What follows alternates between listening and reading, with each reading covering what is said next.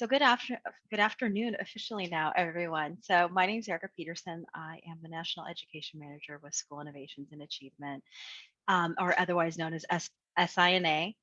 We're the creators of the Achievement Initiative. It's a leading attendance management system in the country, and the Achievement Initiative is a systems approach to learning, increased learning time for all students. So as we go through the webinar today, if there are questions, as Janae said, post them in the chat. I'll be advancing the slides. Tony's going to keep an eye on the chat. We're happy to kind of answer questions as we go.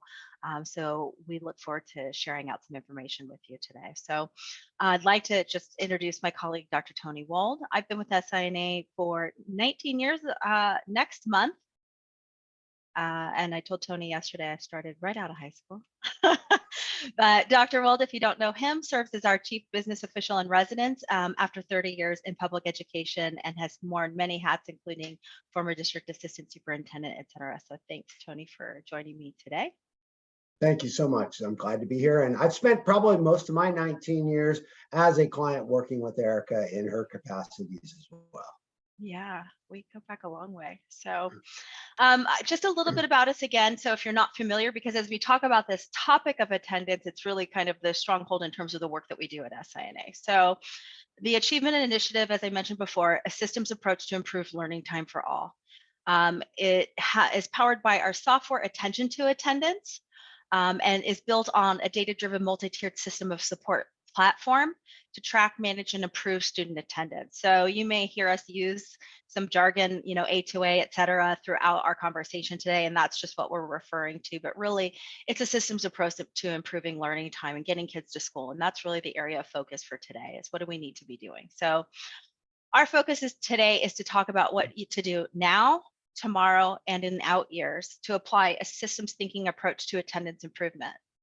Even before the pandemic, it was clear that strong systems were required to eliminate bias and close equity gaps. And now we're all navigating this, and I don't mean to sound trite, but it really is a new normal because the reality is that chronic absenteeism is still at an all-time high, locally for LEAs, statewide, and nationally. And due to the volatility of the last 2 years, good attendance habits have been forgotten.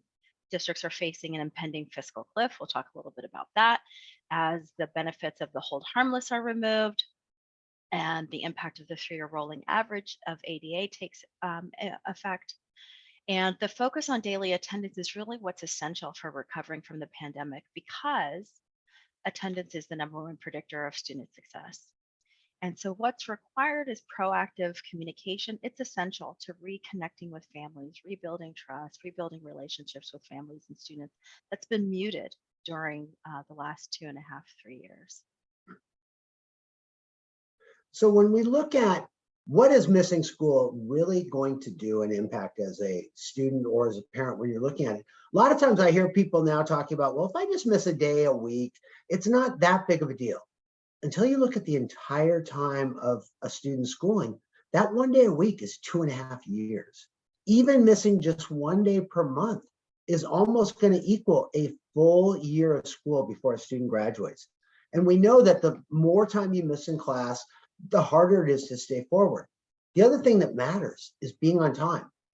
Being late can end up being just as problematic as being absent. In addition to the discombobulation of trying to set up your whole day and work schedule and get into it, that 30 minutes a day equals over a year, just like missing 1 day a month. So again, having the right attitude and behavior towards attendance can make a real good foundation in the beginning. So as we move to the next slide, Erica said it, attendance is the #1 predictor of dropout and graduation rates. Probably the most famous study is the University of Chicago, where they focused on more than 130,000 students. And what they found was that 67% of the time, a student who dropped out or did not graduate and failed classes was because they were chronically absent. So when you look at what data tells us that we've got an issue, it's that chronic absenteeism, which is defined as more than 10% of the school year. So that's 18 days in one school year moves you to chronic. If you do it for more than 1 year, the odds become significantly stacked that that student is going to drop out. Sometimes up to 8 times is more likely. Next slide. Today, our high school students, our seniors, really never have had a high school experience. So the ones that are supposed to be leading the class and leading how high school goes, your seniors, those seniors, the last time they had a regular school year with nothing interrupting was in 8th grade, because in the middle of 9th grade, they got pulled out from the pandemic. It becomes even more scary when you look down at our primary grades. 3rd grade is that pinnacle year. That's the year we're looking for early literacy. We're looking for them to be on track academically so that the foundation is set. Those 3rd graders, and even more so the 2nd and 1st and kindergarten and behind them, have never had a real year. They don't know what it means to be at school every day. They don't know what it means to do all the things we did before. And so as we look at where should our attention be, what do we have to focus on? Is if you have a group that doesn't know what they don't know, how are they going to know what to do next? So it's really important that we focus on both the top and the bottom. And we know in high school, for example, 9th grade is the pinnacle year. If you fail 3 classes, you may not graduate on time. And so as we're looking at it, our 9th graders, the last time they had a real year was before middle school. They lost that entire focus of having the content area move to subject matter focus, where you've got 5, 6 teachers that are moving at a much different pace than the one teacher that maintains it all. Next slide, please. So as we talk about a new normal, we can go to the next slide as well. We really look at what behaviors have changed. And this shows pandemic, California, pre-pandemic, all the way to current. And if you take a look at that chart, what you see is it's broken into 5 bands. The top band is excellent. That's missing 1 or 2 days. The middle band, where you see 42% in 1920, that is your satisfactory. Those students are 95% and above, which used to be the normal for the state. Those between 90 and 95 are the manageable, that's 23%. Then the last 2 red bands are your chronic at between 85 and 90, and your severe chronic missing more than 85% or 27 days in a year. And the numbers are very staggering. We had 13% of our students that were in that position pre-pandemic.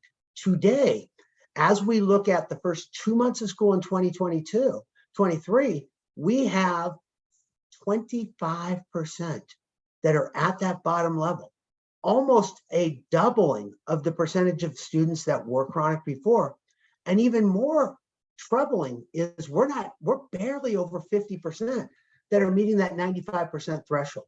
So when I talked about chronic being the ultimate deciding factor and indicator of failure, what we never talk about is once a student crosses 10 days, drops below 95%, there's a commensurate drop in student achievement. Your A and B students become B, C, D students. If that continues over a couple of years, what we end up seeing is all of the behaviors you see from dropouts: frustration, residents to come to school, discipline issues. So getting them back on proper academic track means you have to focus on attendance first. Next slide. Up until the pandemic, if you look at this here, you'll see the dark blue bars are the current percentages of truant students, chronically absent students in 2022-23. But I'd like you to look at the gray bar. That used to be our old trend. It always started a little high in kindergarten because many parents feel it's not compulsory, but then quickly stabilized 1st through 5th grade, not even double digits usually. And then it started to come up in middle school as it got a little harder on the content area, obviously a much harder rate in high school. Fast forward to today, you've got a significant group in 12th grade, which makes sense. That's the group that never had high school experiences. And so they're feeling the frustrations of the whole pandemic. But what concerns me more than anything else, and should be concerning you back at your district, is that 37% in kindergarten, and it's still 25, 31, 27%. Your primary grade students are looking at potentially a full lost generation of students if we don't get them back on track on habits. If you go to the next slide, we at SINA, we do a report with the California Department of Education. We do this 4 times a year. And what we do is we take all of those districts that are focusing on attendance management. We get what their rate of increase or change was. And what you'll see is districts that had strong focus on attendance management will have had declines. But the declines of those districts that did not, when P1 and P2 come out and we pull that data, you're seeing almost double the decline, where 170% increase in kindergarten chronic absenteeism and that 133 in the state. So we know that when you focus on attendance, things do get better. And this is potentially a generational concern and problem there. And I kind of think about it this way. These are the people that are going to be paying for our possibility to retire. And this is something that we really would like to focus on to make sure that we have a focus to make a difference. And I saw somebody that wanted me to present. Yes, absolutely. I'll connect with you. And we want to bring this message to everybody, because it's not a matter of being a partner with us. It's a matter of being a partner with student achievement. We want to ensure that everything is being done to reconnect schools and students back to school before we have this challenge. Because I know that as I move forward, I really want to be able to make a difference and change the behaviors the other way. Next slide. Obviously, it's even more problematic for our students of color. When we look at the pandemic, districts that did not put in synchronous ELD for their English learners are seeing significant challenges with English learners now that we're back. Because as you know, if you're an English learner, by definition, the language you speak at home is not English. So during the pandemic, they did not have the opportunities to truly practice English.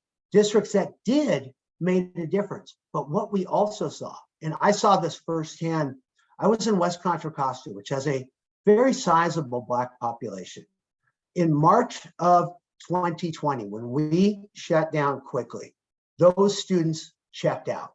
We lost them for several months. We finally found them, got them hotspots, got them all the equipment to get them back on for the 2021 school year. But the disengagement of our Black students was astronomical. As I came on to SINA, I started looking at the same data across states, across California, looking at Virginia, looking at Arkansas, looking at other states, and they had the same facet. And the more you think about it, of all of our underrepresented groups, this group has felt the most disassociated with schools and school districts for so many years. The parents of our Black students had a bad experience in school. Now their students are having a bad experience in school. Trust is very low. So we have to invest even more time to recognize that we have to win them back, or in many cases, win them for the first time. But if we don't put that effort in, we are going to continue to see the achievement gaps rise more and more and more, which we'll talk about later. Erica, next slide. So here is what has changed. We call this a new normal. Before the pandemic, the median district in California, meaning half or above, half or below, was 95.9%. That means the average student missed about 7 days. Last year, the median district was 91.01%. So a drop of more than 5%. The average student in California missed 16 days. I want to remind everybody that 18 days is chronic. So our average student almost went to chronic there. And the next thing that you look at is today, things are back a little bit, but we're still at 13.5 days. And it's still only at 92.5%. And so the range that used to be 94 to 97 is now still 90 to 93. And I want to caution everyone again, that 90% is truly what is chronic absent students. So we're hovering very close on academic achievement. And as a former CBO, next slide, I always look at ways to quantify this in sound bites that make a difference. So we look at the difference between the 7 days and the 16 days that students missed. And here's what we know. The total 5.2 million in K-12 public school districts, this does not include charter districts, which is another almost million students in California, they missed an additional 42 million days of learning in 21-22. That means that those days that were lost is equal to, if you divide by 180, 227,000 students just disappearing. And as a simple math problem, how much does that mean in resources? At $57 a day, that is 2.8 billion that will not be coming to school districts as the 3-year average gets rolled in for funding. And that's another thing that we do want to look at. While everything we're talking about is academic achievement, there is a financial cost to absenteeism. If we go to the next slide, I'll show you a real district at 20,000 students pre-pandemic. This district had 20,872 enrolled. Like most districts, they suffered declining enrollment. In 21-22, they were down 1,200 from pre-pandemic. But their ADA, which was at 96% pre-pandemic, dropped all the way to 92.3%, so 18,000. With all the formulas, and we have the proxy ADA, the 3-year average, all those different formulas. What we know, if you go to the far right of this column, is that in the coming school year, the current year, where we had the mega COLA, the 6.56 plus the 6.7 additive, so most districts expected to see 13.26% in new money year over year. That district only received 10.88 because of the decline of 422 students that was equated. Next year, we just had the governor announce an 8.13% COLA. However, that 8.13 for this district is going to be under 5% that they're going to receive because another 654 ADA dropped out of their funding model. And you can see it happens each year to where they almost get no new money in 24-25. Our stakeholders are expecting us to get more resources to support students. In reality, we're getting less because we're having to pay the bills that are now due. The best way I can explain this is if you've ever bought an appliance and you buy it 24 months, no interest, no payments for 24 months, it sounds like a great deal until the 25th month when all that accrued interest comes back up. And that really makes sense that it changes the difference. And how do you calculate the difference? All you do is you calculate how much revenue you're going to receive in LCFF. You then do the difference between the previous year's LCFF revenue, and that's your difference in your actual funding after you've done all the formulas. Erica? Yeah. So I think you've scared scared everyone, right? The down in the mouth, but it's not for naught. So let's talk about what we need to do. So Tony has probably depressed everybody, but let's start talking about solutions. You know, we have to look at the habits that were formed in the interest of safety to get behind the why of why students are missing school now. And what can the data tell us, and where are student service groups? So starting with focusing on the keystone habit of showing up. And so the language we use is intentional. We talk about showing up because it implies more than attending, right? We know for a funding standpoint, you just have to intend to come to school, be in the seat for 2 minutes, get marked present, and you can exit, right? But that's not it. Showing up is a fundamental life skill. As Tony was talking about what students need to do, the future of our workforce, this is a keystone habit we need to rebuild or begin to build in students that haven't had that built in before. So getting behind the why is a critical piece then, because what we need to do as leaders then is to start to know the whys. If not, use data to ask questions. Why are our students missing school?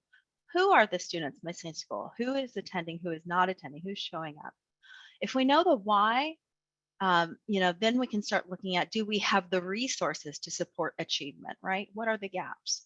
Are we consistent in interacting with our families surrounding the importance of showing up? So does our data drive our processes? Do our processes support equity. And in my experience, process is a key place, and that systems and the systems approach is often what's missing. At least it's a place to start. So it starts here. The focus on the fundamentals and a systems approach is a fundamental, in my opinion. Systemic problems require enterprise solutions.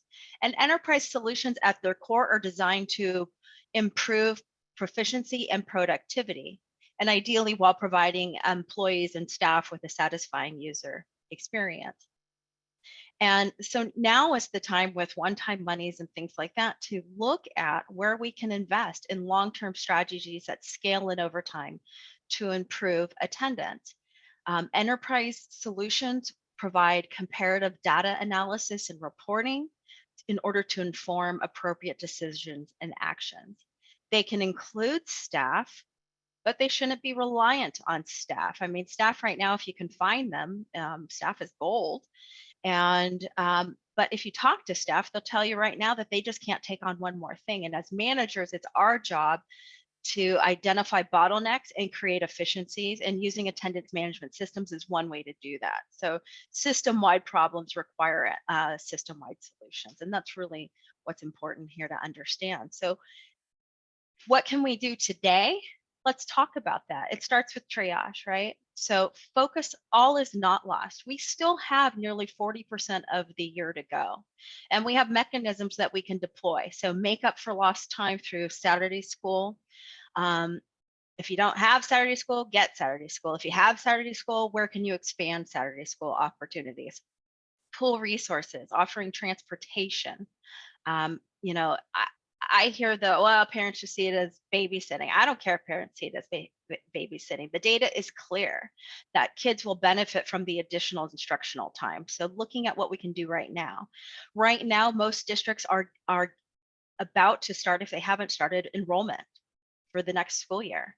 And this is an opportunity then for us to message the critical importance of attendance in all enrollment-based activities, things like kindergarten roundup. And then of course, school choice, it's an ever present, but has grown exponentially due to the pandemic, making sure that we're putting our best foot forward, talking about what we're offering at our LEA, what makes us different, what makes us the right choice, because right now parents are making decisions about next year and where their kids are gonna go. With staffing shortages and administrative changes, districts that have implemented strong attendance systems have negated the impact as it relates to attendance and the demands of managing these high levels of chronic absenteeism. So this is one way to stop staff burnout, by focusing on a systems approach and determining what can be implemented today to relieve overburdened staff. As we keep an eye with P2, right, it's around the corner, our focus needs to be ensuring we have a solid, structured approach to attendance management for next year. So right now, all is not lost, but we are starting to look at what we're going to put in place for next year. And based on what we're going to put in place for next year, my question to you would be the challenge of why wait? What is it that you think you want to implement next year around attendance improvement, attendance strategies? Can you start now? Think of the opening of a restaurant. A new restaurant comes into town. They do what's called a soft opening, right? They start now so that they can hit the ground running and have that big ground opening. And that's an approach and strategy that you can apply to all attendance improvement strategies.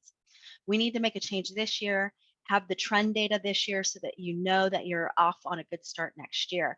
What typically happens and what I see often is that initiatives all start at the start of the school year. There's 1,000 in services and staff feels overwhelmed the first month of school, and it really delays the opportunity. But we can lean into some things, and I'll talk about some of the things that we can lean into around attendance improvement. But the financial impact of the 3-year ADA averaging means that each year we wait to begin addressing this issue is going to be 3 years of future funding reduced.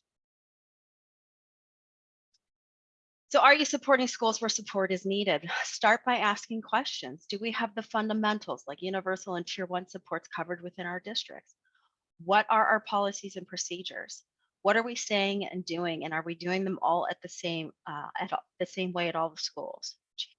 what I have found in my experience, and I started with SINA, as I mentioned before, 19 years ago, and I started on the mandated cost side of the house. And so we'd go to different campuses and interview all the administrators and asking them, how do they handle attendance and truancy? Because it was a mandated cost requirement. And what I found is the answers ran the gamut. So while we all have board policies and stated ARs, what's actually happening at your schools is what you need to find out. And then, do we have the processes and people in place to create a culture of achievement? You know, we can't have personnel dependent processes. So we have to have that systems approach and to have that strong foundation that's focused on process driven resources. With diminished staffing, staffing can't do everything they've done in the past. We need to prioritize where they spend their time, and where I think they should spend their time is connecting with parents, rebuilding that trust, reestablishing those relationships that have been damaged the last several years. So other questions to ask: is our district and school culture representing us in a positive or negative light? Are we communicating consistently, timely, in a positive manner with our families? And knowing the demographic breakdown of your community is important, because then we're the opportunity to differentiate our in your strategies in your tier 2 and tier 3. And I saw a question earlier around strategies and what to do with families of color. And that's where you look at that. You want to make sure that we're communicating out uniformly and consistently with all families, because design matters when it comes to attendance management. What's needed to move the needle is a process driven approach. Personnel driven solutions produce inconsistent outcomes and have random success. Personnel dependent processes often create or reinforce inequity by leaving decisions up to individual office managers or attendance clerks. One school may be very focused on attendance, another school not so much, etc. And so what happens to processes to connect with families when they rely on staff and staff leaves or changes? And what's Yeah. really, go ahead. Erica, I just want to jump in because I think people should really just ask themselves a question. How many of your cabinet members are the same this year as they were last year or from 2 years ago? The amount of transition we're facing is so significant that having a systematic approach becomes essential. Absolutely. And we then know it operates in the face of staffing changes. When you have a process driven foundation to this work, then it really doesn't matter necessarily if there's gaps or changes, because we have things still working in the background. And limited resources are worse now based on attendance rates, right? With this huge increase. But missing communication causes deeper inequity. And what we know is that most parents don't know until it's too late. So McKinsey and Company last year even talked about how we communicate. Parents don't know what's required. And one of the services SINA provides is that mandated cost block grant filing. And it's, as I mentioned before, where I got my start. And so I would do these surveys around truancy and attendance. How many parents are you communicating? How many notifications did you send?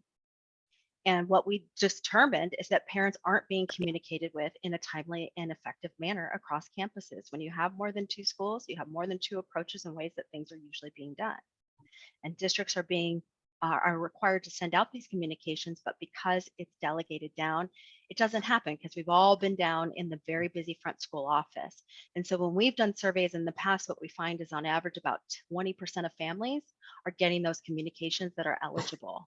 And what should really be happening is around a 40% level, and this is pre-pandemic survey data.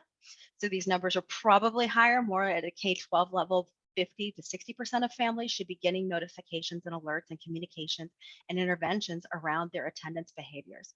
But there's a ton of task interference and problems for front office staff to do these things and to do them successfully. The process is convoluted, and that's what this flow chart is showing.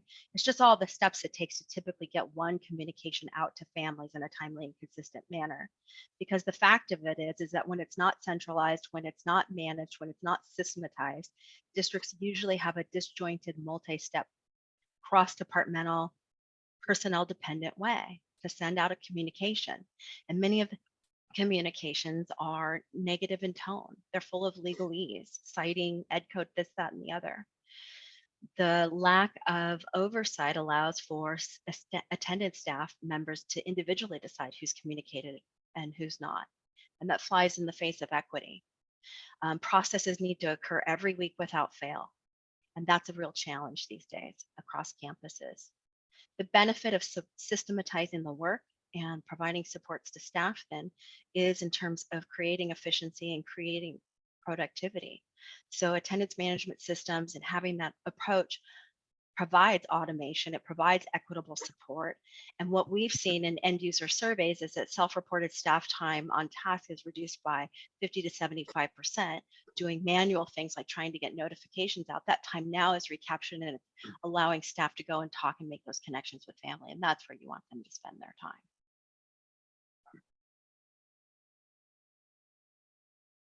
These are the things that our district partners are doing to address the challenge. Process and consistency is built in. So we're communicating out across 7 different interventions, and then we have targeted strategies based on different grade level differences.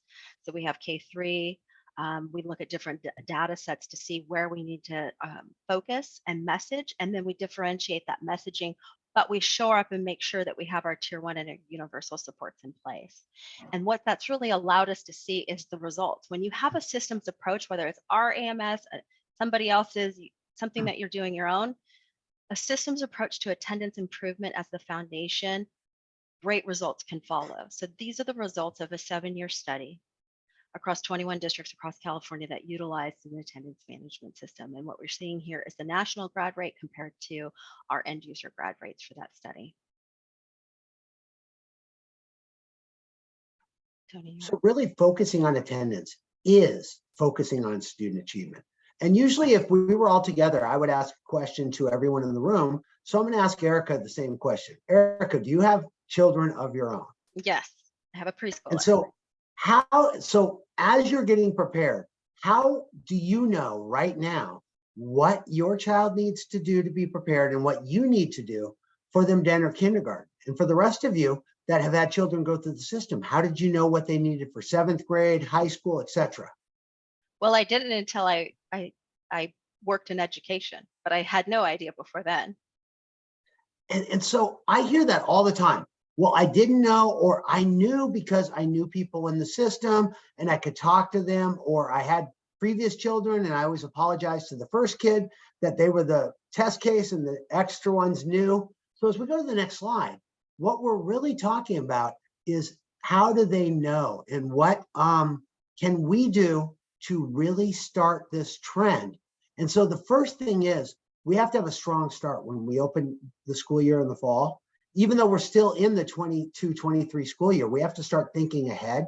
How are we going to change this paradigm? And leadership messaging to all families matters. That why is it so super important? We're lucky that September is Attendance Awareness Month. So every district can create campaigns and create ways to change that narrative and really create a systemic ongoing communication plan. It's really important, we'll talk about this in a little bit, that you can't do this for 1 year or 2 years and hope to have sustained results. This is a permanent investment, and it's really about telling the story. If we go to the next slide, I'll kind of walk through it a little bit deeper. And this is really when we talk about equity. For many, many years, I've looked at how can we best explain what is equity? And equity, in my mind, is that everyone starts in the same place. When you look at this 400 meters from the Olympics or college, what you're looking at, it doesn't look like it's equal, because that person way at the top right of the screen is super far ahead of the person way at the bottom. Except this is actually equity because they created the staggers, knowing that in the end, when they get to the finish line, every single runner will have run the exact same distance in this race. However, the paradigm changes when you start on the next slide. Because here, everybody's starting in a different spot in the marathon. And the question is, what advantages do you have when you're in each starting point? We've got the one student in the top front there. And if you were to look at this, I always say there's 4 students in this picture with the arrows. One of them is an English learner. One is one of our Black students. A third one is a dropout. And a fourth one is a reclassified fluent English proficient. But what it comes down to is knowing the story, knowing how and what you're supposed to do to be prepared. So when we talk about what do I need to know? Well, that student in the way back, let's say that that is our African-American Black student. If they don't know all the values of attending, they might show up right at the last second, and that's where they're stuck in the back. And that means that they have to run harder, longer, faster than the person in front. And they have to navigate that massive humanity just to catch up. All they're going to see is the back of somebody in front of them that had those other advantages, not because they're smarter, not because they have better ability, just because they had a better understanding of what they had to do. And so our goal is to give information to that student and their family so that maybe they come 10 minutes earlier. Maybe they start right where the M in marathon is, and they're much closer and they have a much easier run. And then there's some that we've already lost, like the third arrow down, that person isn't even in the race. They're already watching. And so that's a student that we already lost because they didn't have the information. So as we really talk about what can we do right now, it's parent education.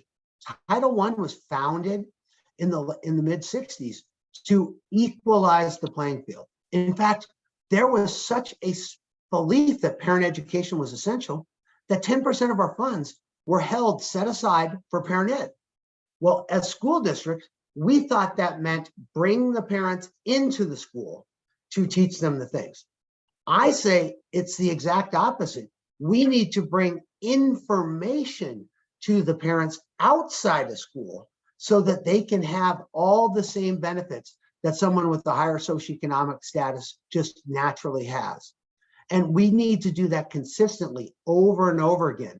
Otherwise, we're always going to be asking our disenfranchised students to run farther and longer. And then we get the results that we get on the next slide, which is state CASP results. Well, first we have to talk about why this matters. So back in the 1880s, Herman Eberhaus did probably the landmark study on retention of knowledge and retention of information. And what the study showed is once you have had that learning, like all of you that are on this webinar today, you're going to remember everything tonight. But starting tomorrow, if you don't revisit this and re-talk about it, it's going to start to degrade. So this is why teachers spiral. You click the next one there. And as soon as they spiral, that first review, what we did is we slowed down the degradation and we moved it up a little bit. So now there's a little more retention. We do it again and we do it one more time and we start to really change the paradigm. The best way I can kind of explain this is, for those of you that have moved more than once in your life, let's pretend that your first house, on your way home from work every day, within 2 blocks, there was a McDonald's.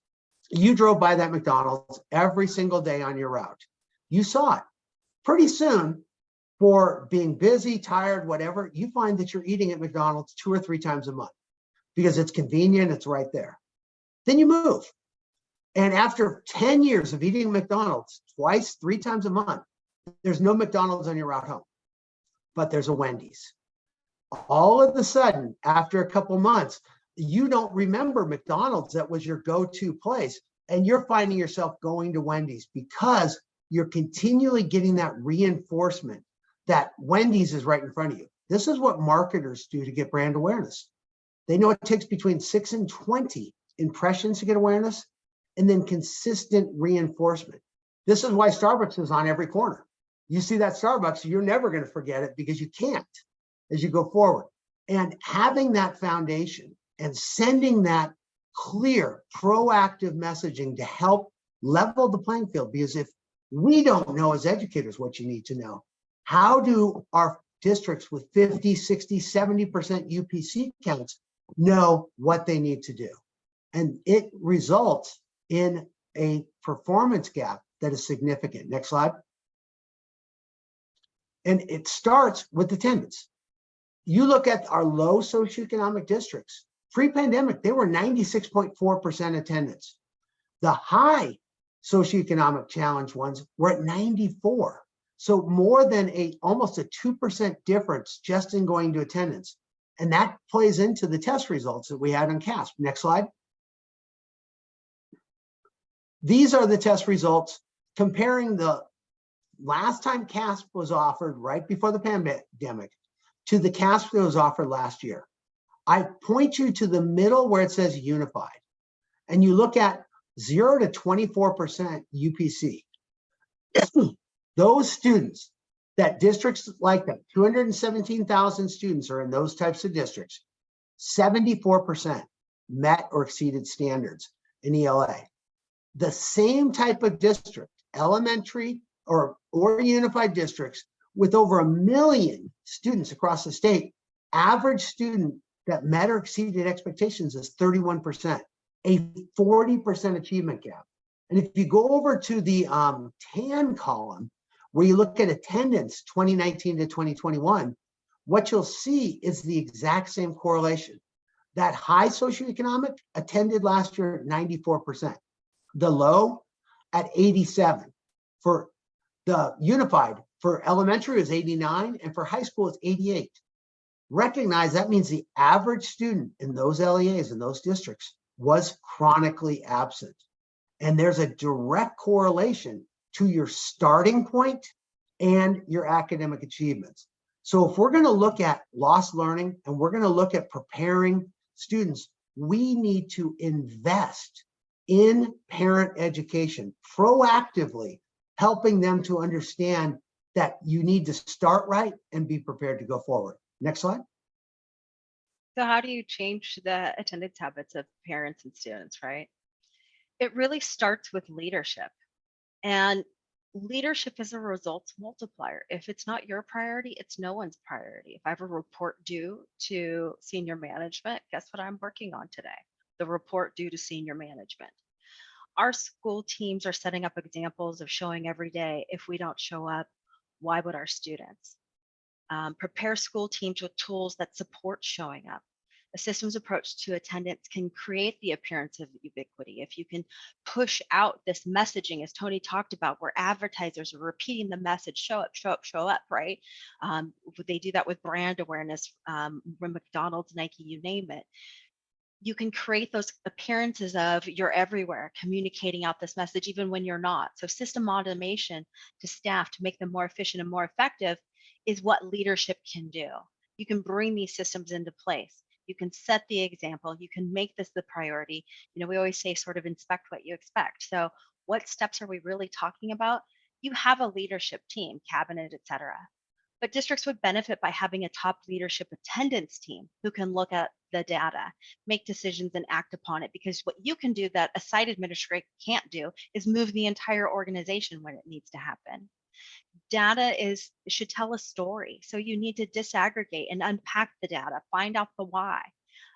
So it's not for the sake of looking at data, but looking at it to say, okay, what's going on with specific student groups? Can we determine that? Can we find equity? I've had a district too, and looking at their data found that absences were coded differently for different student groups.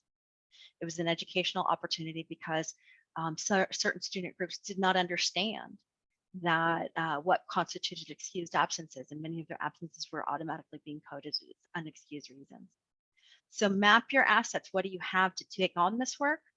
And then enlist partners to fill gaps so that you can focus on what you really want your focus to be, which is best first instruction. Finite resources means get help where you can. Community partners, parent groups. I've had districts that are working with churches, AMS, attendance management system providers, what have you. It's impossible to be all things to all people. So get support, help is out there. And then look at results, course correct as needed, and communicate and transform communication, just like those communications that advertisers are using to.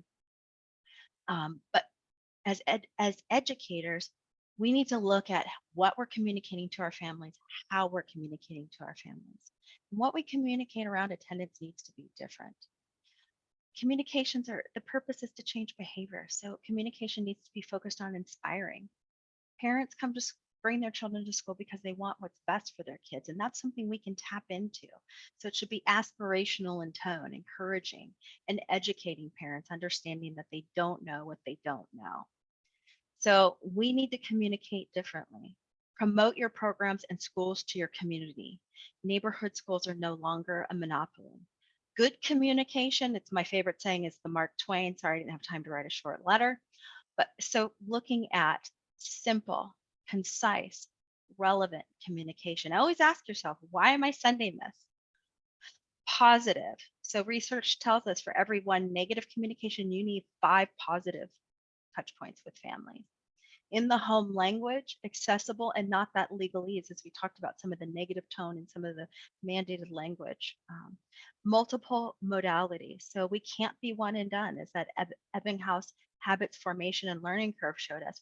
We have to have effective frequency. We call them touch points. What the research shows is 5 to 9 touch points at a minimum for people to think that they've heard what you're talking about, and recognizing your message.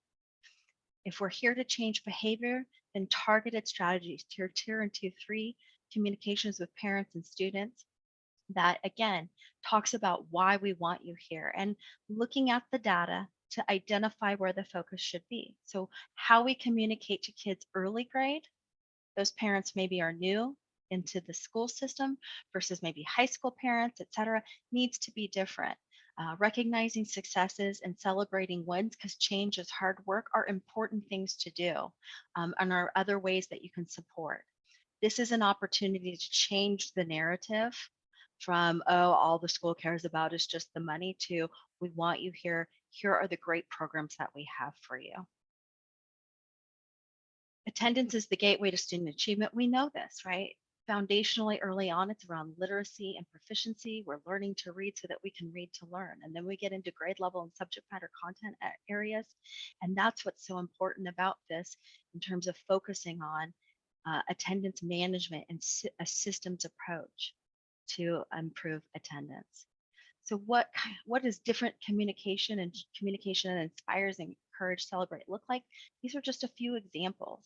This is very different than a lot of the sort of boilerplate communications that we see a lot of districts sending, but really around encouraging, understanding that we need to educate parents and that older kids can make their own decisions. So what are we communicating directly to them? Are we communicating directly to them? I never received communications when I was in school directly to me, but we know that that makes a difference. Kids make their own decision whether they stay on campus or walk off campus. And so these are the opportunities that we have. Parents underestimate the amount of days absent that their kids have. So we have an opportunity to look at and use data to say, are our metrics making a difference? So it's not, this is showing when we look at meetings with families and having those sit downs and getting behind the why, looking at what impact the interventions have. So it's one thing to measure the number of interventions. Okay, did we send the 40% of kids who should get an attendance notification? But then it's what's the outcome of that? And that's what this chart is showing. So it's looking at the attendance rate for an actual district partner of ours 6 weeks prior to having the conference or meeting with parents. Most districts use the term SART, or attendance SST. The gray bar is that meeting. And then having those metrics and looking at your data to see what impact you're having. And then the schools that are having success, leveraging that with the campuses that are less successful. What are those schools doing? How do we make them more effective? And when we do that, we can drive to incredible results. Do you want to talk to this, Tony? So when you look at these results, this is one of my favorite charts because it really focused on K-3 students. And in the beginning, this is a 4-year run where they were doing touch points every single month. So 9 or 10 touch points where you're sending proactive messages to the parents to help them indoctrinate them into what is important. When you started, 48% of the students were what we call excessive absence. Those are excessive excused absences. These are students that have mommy notes. They're not necessarily coming to school. They're not sick, but they're on vacation. They went to Disneyland. I was in Orange County, so I used to remember that. And 35% of the students K-3 were chronically absent. And what you see is as you start to measure and make this your focus, the ones that were chronic, we got an immediate change in those behavior from 35% down to 14% in the first year. The much harder group are the ones that have very ingrained habits. The excessive excuse, you can see in the first year, a small change. In the second year, even a smaller change. But come at year 3 to 4 of doing this, all of a sudden, the ongoing consistency of the messaging continued. And now all of a sudden, that excessive excuse dropped down to 14%. The number of students that were truant dropped all the way down to 18. And even more importantly, you're always going to have some chronically absent students. There's a lot of factors. We talk about one of the districts I went to earlier in the fall in the Inland Empire. Every day they tell their teachers and every employee, they go, you need to know the name, you need to know the face, and you need to know the story of every one of your children, every one of your students. If you know the story, then you can mitigate and help them. And if there's only 3% now that are chronic, you can invest those resources you already have that are overwhelmed on attendance management. They can be dialing in and putting excessively focused energies on that 13% or that 18% to change the paradigm and make a difference for those students. So when you message to all you're doing is allowing the people you have to be much more effective and directed as they go forward. So if we go to the next slide. Does it matter? This is just a sampling across California of some folks that made switches. These are districts that were either not focused on attendance with a systematic way, and those are the 3 with 1 asterisk. Those are all new working districts and partners with SINA. One of them, very interesting, 16% UDP. So when you look at 16%, that's a very high wealth district. But they were having excessive excused absence issues. When they began being proactive, they're up 6.78% this year. Then you've got 2 much higher socioeconomic, one 17,000, one 19,000 district. The 17,000 in the first month, they changed behaviors by 5%. That 19,000 is been there for a year and a half. They're at 3.6%. And then we had a unified district with 21,000, 90% unduplicated count. And that district went and added the proactive approach as well, 5.95%. And so when you understand that the average for those districts is now 92.5, that's still 13.5 days absent, but it's better than they were. And over the time, if you were to look at that chart we just talked about before, in years 2, 3, and 4, behavior is going to continue to stabilize. So as we go to the next slide, this is really the question that I always ask as a chief academic officer, as a superintendent, as a chief business official. How much would I invest if I knew the results of my investment were going to give me increased learning time for students, an improved graduation rate for all students, especially students of color, more students meeting early literacy targets, reclassification rates increasing, reducing dropout rates, reducing discipline and disruptions in our teachers' rooms so that they can focus on what they love, which is teaching and learning, and in California, some increased revenue. I know this, for interventions, we spend $1,000, sometimes more, dollars per student. How much are you spending on improved student achievement as a proactive measure? And I'm not talking about once a student's been absent. I'm talking about educating to level the playing field. In my mind, if you're spending $0 or you're spending $2, it's not enough. What is enough is maybe $20, $25 every year. That makes the difference. Or you can wait and spend that $1,000 or $1,500. And the great thing about putting an investment on the front end is, if you do that, fewer students drop into the category of needing interventions. So all the money you're using for interventions can now be diverted to more programs to connect kids and families on the front end. And so in our mind, really what we're looking at, whether you partner with an SINA, somebody else, try to do it yourself. The most important thing I hope that you really take from our webinar today is that we have to invest in education, in our families, and invest in really changing that paradigm so that we can try to get those kids that are at the back of the mass in that marathon up towards the front of the line in their start. Erica? Yeah, so with that, we're coming close to time, but I want to move into answering any questions that maybe anybody's had. Also direct you to that we do have some handouts that Janae has put on the LMS platform for points of reflection. You can print these out, share these with your colleagues, some questions that you can ask. But go right ahead, unmute yourself or put something in the chat. I'd also like to thank Terrence Dunn from Orange County Department of Ed for sharing our book recommendation, Smart Brevity. I already like the title, about clear, concise, effective messaging. Any questions or anything we can answer today? How do you get to the LMS platform? So that'll be a Janae question on the Access side. That's how you registered for this webinar today, is through that Access LMS platform.